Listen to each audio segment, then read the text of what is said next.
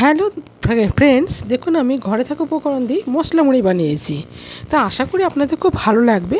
তা এই মাখাটা দেখাচ্ছি, তাছাড়া আমি বলে দিচ্ছি কী কী আমি দিয়েছি। তা যাই হোক, আমি একটা মেখে দেখাচ্ছি আর একটা তৈরি করেও দেখাবো। তো দেখুন এটা হয়ে গেছে। এবার আমি যেটা করব, এই দেখুন নারকেল কুচি, ছোলা মটর, শসা আর আলু সেদ্ধ, বিট লবণ দিয়েছি আর একটু ভাজা মশলা রেখেছি। এগুলো দিয়ে আমি করব। আর কাঁচা লঙ্কা কুচিয়ে রেখেছি, আর চানাচুর তো দিতেই হবে। তো যাই হোক, সন্ধেবেলায় কী করা যায়, তো এইভাবেই দেখলাম মুড়ি বানালে সবাইকেই দিতে পারবো আর সবাই খেতে পছন্দও করবে।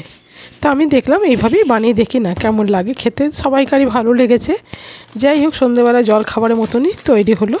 এর সঙ্গে চা 1 কাপ, ব্যাস, আর কিছুই চাই না। এবার আমি এই চানাচুরটা খুব ঝালও নয় আবার খুব মিষ্টিও নয়, অল্পের মধ্যেই আছে ঝালটা। তা আমরা একটু ঝাল কম খাই বলে তাই ঝালটাই কম দিয়েছি।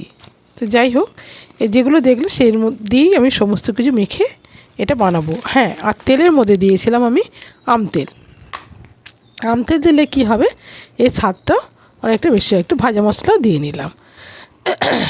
তা আমতেলের স্বাদটা সত্যি করেই ভালো লাগে, বিশেষ করে যদি মশলা মুড়িতে আমতেল পড়ে। দেখবেন যারা মশলা মুড়ি তৈরি করে বিক্রি করে তারা কিন্তু আমতেলটা ব্যবহার করে খুব। তা আমিও সেই জন্য আমতেল দিয়ে এটা তৈরি করলাম। তা আপনাদের আর এটা সম্পূর্ণ নিরামিষ, প্রত্যেকে খাওয়ার জন্যই করেছি। এটা পেঁয়াজ দিলেই হয়ে যায়, কিন্তু আমি পেঁয়াজটাই ব্যবহার করিনি। যেহেতু এটা নিরামিষ করেছি, প্রত্যেকে যাতে খেতে পারে সেই জন্য, আর যে কোনো সময় এটা খাওয়া যায় সেই হিসেবেই আমি করেছি। অনেক জায়গাতেই তো ধরুন ঠাকুরের স্থান জাতীয় জায়গাতেই এর মশলা মুড়ি তো বিক্রিই হয়, নিরামিষ মশলা মুড়ি খেতে তো খুবই ভালো লাগে। তাই জন্য আমিও ওরমই তৈরি করলাম। তা আপনাদের কেমন লাগলো রেসিপিটা? যদি ভালো লেগে থাকে তাহলে চ্যানেলটাকে সাবস্ক্রাইব করুন, পাশে থাকুন, লাইক কমেন্ট করতে ভুলবেন না। আর যদি ভালো লেগে থাকে তাহলে শেয়ার করবেন।